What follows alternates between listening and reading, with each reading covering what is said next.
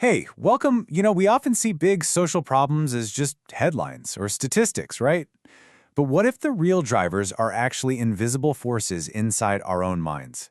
Today, we're diving into the hidden psychology that shapes society's biggest challenges. So let's get right into it. So, that brings us to the big question for our explainer today. When we look at huge issues like poverty or addiction, what's really going on under the surface, on a psychological level? What are those hidden roots that we might be completely missing? Let's unpack that.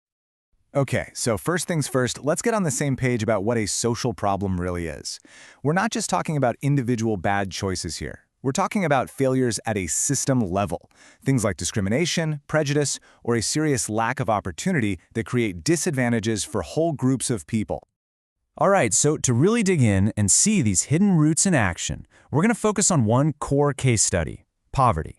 It's an incredibly powerful lens that helps reveal the psychological machinery driving so many other social challenges.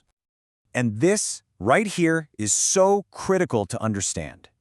Poverty isn't just an abstract number on a spreadsheet.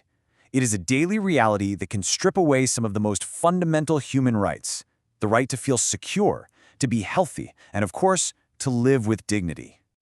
Now, from a psychological standpoint, it's really useful to break poverty down into two different kinds. First, you have objective poverty. That's the measurable stuff, the lack of money or food. But just as powerful is subjective poverty. That's the internal feeling and the personal experience of being poor, which carries its own massive weight. And that feeling of being poor, that leads us to this really crucial idea: deprivation. You can think of this as the psychological engine behind so many of poverty's consequences. See, it's not just about what you don't have. It's about the constant experience of losing out on opportunities and privileges that other people just take for granted. So, think of deprivation like this. It's like dropping a stone into a still pond. The impact isn't just in that one spot, right? No, it creates these ripples that spread out and touch every single part of a person's life. Let's follow those ripples, one by one.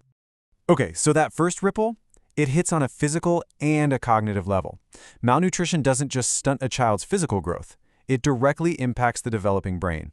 Without the right nutrition and stimulation, a child's psychological development can be seriously held back, sometimes with severe consequences like mental retardation. All right, the next ripple spreads out and hits socialization. Growing up in poverty often means trying to get by with inadequate schools, not having enough positive role models, and having much weaker social safety nets. That kind of environment can put a child's emotional and cognitive growth at a serious disadvantage from the get-go. And this is pretty wild. This constant state of deprivation can actually start to shape someone's personality. Research shows that kids who experience these conditions are more likely to develop traits like neuroticism and introversion, and they might really struggle with things like social maladjustment and immaturity later on. And then there's the fourth ripple, which messes with motivation. Think about it. When your entire world is defined by scarcity and just getting by, it can change your fundamental drive.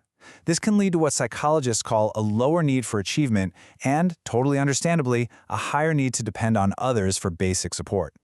And finally, you can see how all these ripples come crashing together, right on mental health.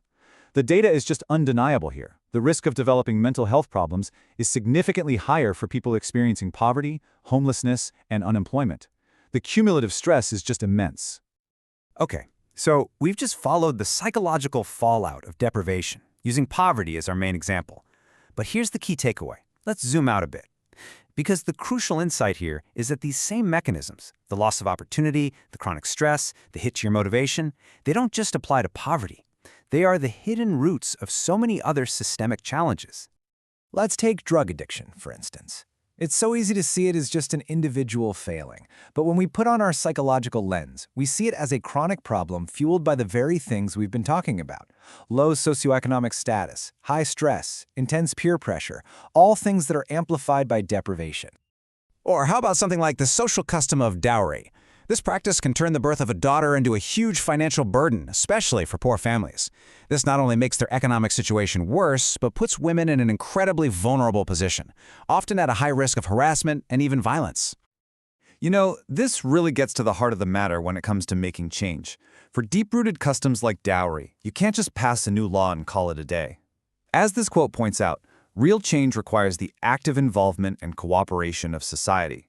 You have to change mindsets, not just the rule book. Okay, let's switch gears to education for a second, because this next number is, well, it's staggering. 50%. Half of all children in India drop out before even completing 8 years of school.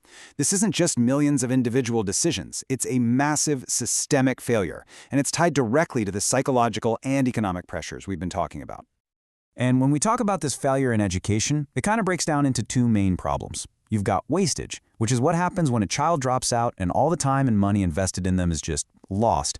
And then you've got stagnation, which is when the system itself fails to provide a valuable, relevant education.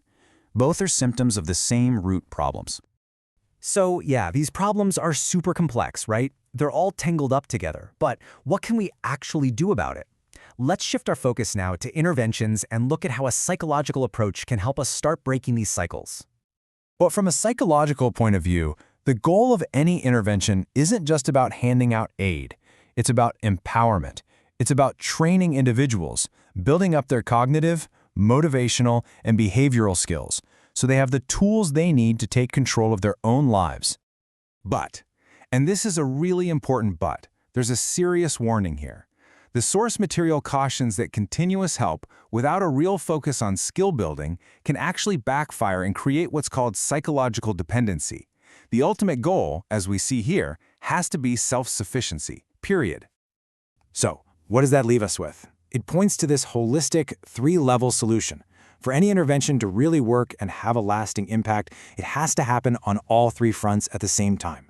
You need to build skills at the individual level, you need to get active involvement from the community, and you need to push for systemic change at the societal level through new policies. One without the others just isn't going to stick. So we've seen just how deep these problems run. They're literally woven into the fabric of our systems. But we've also seen that understanding the psychology behind them offers a really powerful toolkit for change. And that leaves us with a final question for you. What role can this psychological understanding play right where you are in your own community?